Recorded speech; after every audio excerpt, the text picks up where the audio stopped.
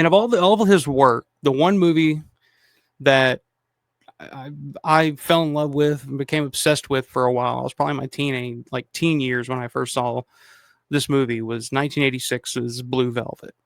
Um, I fell in love with Blue Velvet the first time I saw it. Dennis Hopper's performance in Blue Velvet is still to this day amazing.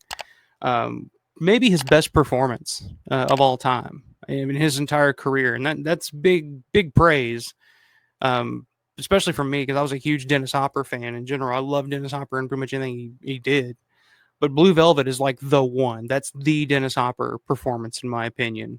And then you got Kyle MacLachlan, Laura Dern, um, Dean Stockwell. I mean, it's such a weird fucking movie. And when I first saw Blue Velvet for the first time, like I said, I was in my teen years. I was probably late teens, and like that was during a period where my goal, like when I grow up, I want to be a director. I want to be a filmmaker.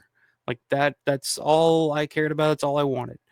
And Blue Velvet was one of those movies that I was like, man, one day I want to make a movie like Blue Velvet. I want to make a movie like this.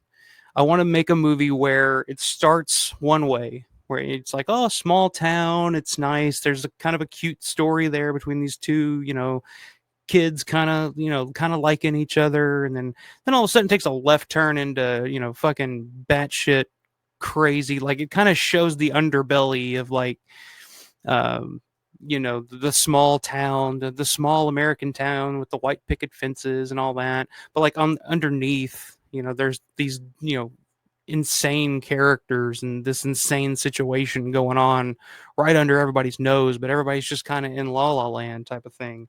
um and I fucking love Blue Velvet, and it's one of those movies that is so quotable. I still quote it to this day.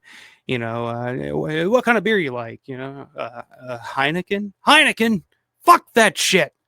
Pabst Blue Ribbon. Like I would say that all the time. You go to a bar with a buddy. It's like, well, what are you having? And it's like whatever they say. They don't even have to say Heineken. They can just say Budweiser. I'm like Budweiser. Fuck that shit. Pabst Blue Ribbon. They just look at me like, what the fuck are you talking about? Yes, that's one of those movies I always quote. It's like, don't be a good neighbor to her.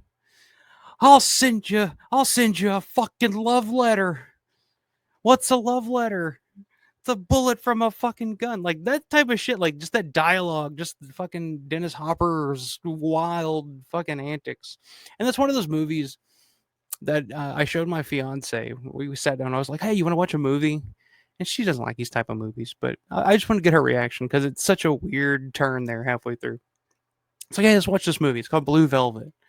She's like, oh, what's it about? I'm like, I don't know. It's weird. It's kind of like I don't know, like a mystery type of thing.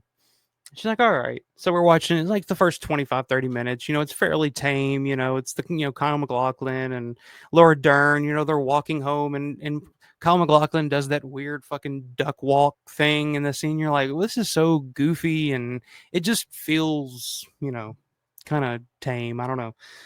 So we're watching it, and all of a sudden it takes the turn into the apartment when Frank Booth shows up, and that whole scene. And after that, my fiance was out. She was like, "I'm leaving. I'm not watching this. I'm not watching this shit anymore." Yeah, it's one of those movies that elicits that type of reaction. But it's completely fucking brilliant. And I think another thing about Blue Velvet that not a lot of people talk about, or I haven't really heard a lot of people talk about in terms when they're talking about David Lynch and what he meant and what he accomplished, is Roy Orbison. The use of In Dreams, that scene there where it's like a candy colored clown they call the Sandman tiptoes to my room every night. That whole scene there with the way he uses In Dreams by Roy Orbison. I mean, people forget like that movie made that song top the charts again, and that song was recorded in like 63, I think. So like 23 years after the fact that it first came out, like it showed back up on the charts because of this movie, and kind of revitalized Roy Orbison's career, because Roy Orbison was just kind of history at the time. He hadn't really done much since the late 60s, like 70s, early to mid 80s. Like Roy Orbison wasn't really a thing. And then Blue Velvet comes out and that song becomes popular again. And all of a sudden, Roy Orbison's career takes off, and he died like two years after Blue Velvet came out. But the last 2 years of Roy Orbison's life, he had like this huge resurgence. Like he was doing uh, live concerts, live concert movies. I can't remember what the fuck it's called. It's like something in black and white or something like that. But like he's playing with Bruce Springsteen and like all these big artists at the time.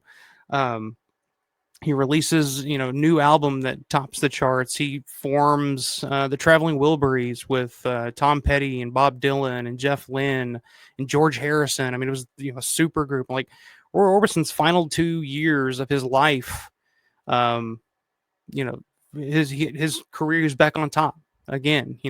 20 years or so after he was, on top in the 50s and 60s. And a lot, I mean, that's 99%, due to David Lynch and David Lynch using that song in that movie. And the weird way that he uses it, sure. I mean, I think even Roy Orbison was not the biggest fan of the way that the song was used. But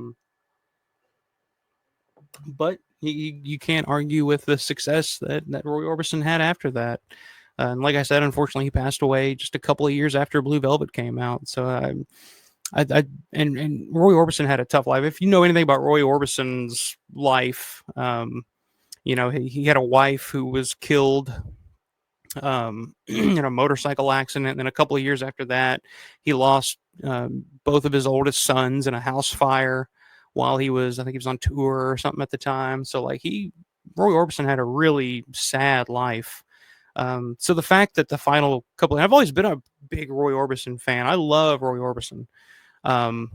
But a lot of that, I think, kind of started when I first saw Blue Velvet and heard that song for the first time. Like, I always kind of knew some of the Roy Orbison songs growing up, like, Pretty Woman Walking Down the Street.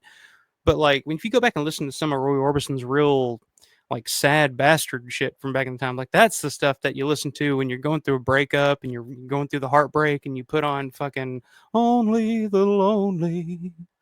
Like, you hear that and you're like, oh, yes, it hits perfect. But anyway. But yeah, that's the thing I really heard a lot of people talk about, and when they're referencing David Lynch, was his effect on the resurgence of Roy Orbison's career in the '80s.